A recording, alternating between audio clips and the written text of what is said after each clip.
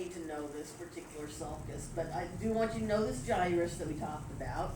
So again, the post-central gyrus says mass of nervous tissue, which again, gray matter. So when we're saying nervous tissue, what are we really talking about?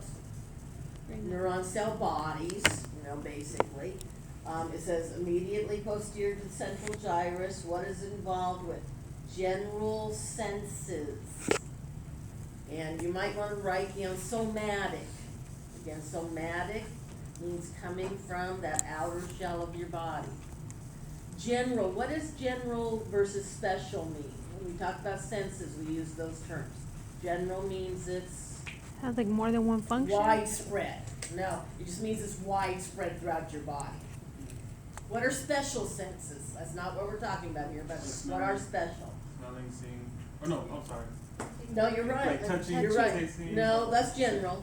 So special, you're right. Smelling. Smelling and tasting. Yeah, anything in your head, okay? And I shouldn't say anything because you have feeling and stuff. But the special structures that are in your head that are for sense. So your eye, your ears, taste, taste buds. So all those are called special because they're only in your head. And we have special receptors for them. General means widespread throughout your entire body. So again, parietal lobe, general, somatic, so it means on the outside, so not like stomach ache, okay, or pain in your stomach, because that would be general, but it's inside, so that would be general visceral. When we say somatic, we're talking about the outside. So all those receptors that are in your skin, come here. So that's what you need to think about, general sensory. Okay, temporal. Again, we know where it is. It says involved in hearing and smell. So remember those two, hearing and smell. So that one's easy. Again, occipital, basically just remember vision. And again, remember, what do we have for all these special senses? We have a primary area and well, we figured out, what's that called? An association area. So primary, visual cortex, right? And then where do we figure it out? What you're seeing? Visual,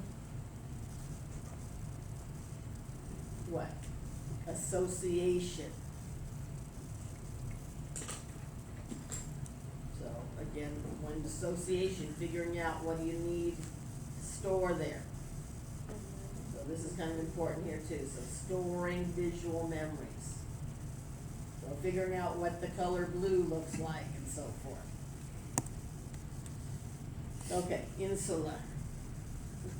Insula, again, deep in the lateral sulcus, and again involved with both memory and taste.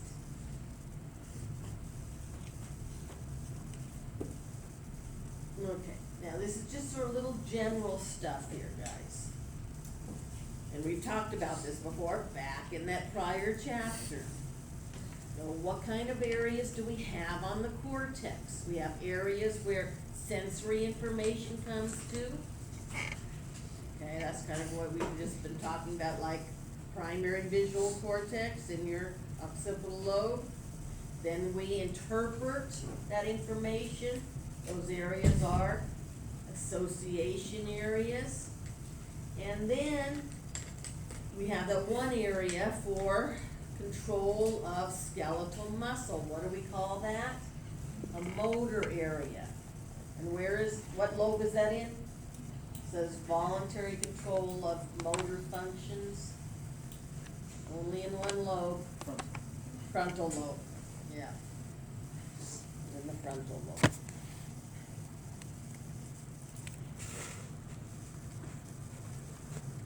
So, the only one we're gonna talk about, just a little bit, there are other motor areas, I really kind of shouldn't say just, they're only in the frontal lobe, but the only one we're gonna talk about is this right here, primary motor cortex. Or sometimes, what do we call it? Somatic motor. Again, somatic motor, this was again back on that chart we looked at in the previous chapter.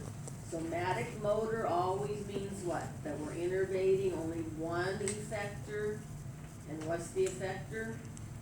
The muscles or Skeletal muscle.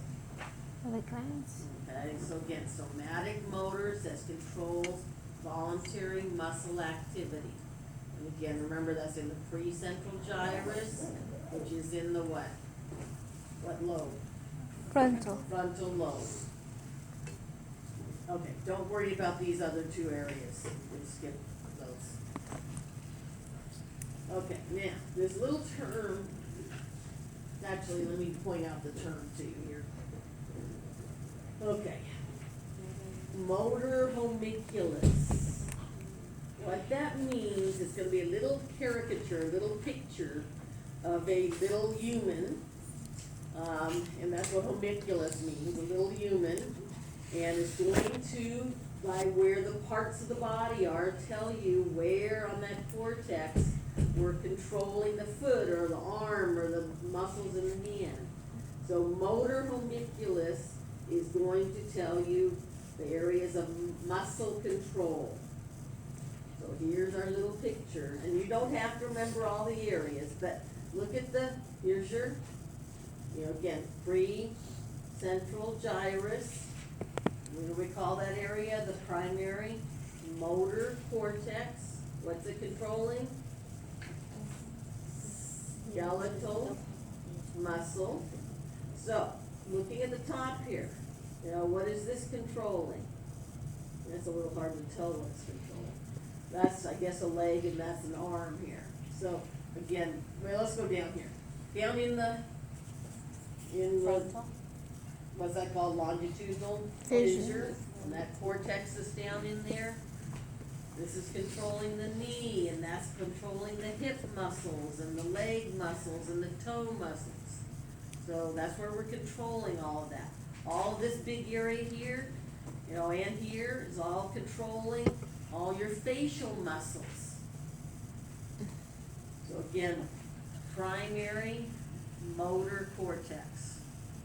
And what is this guy called? The motor homunculus.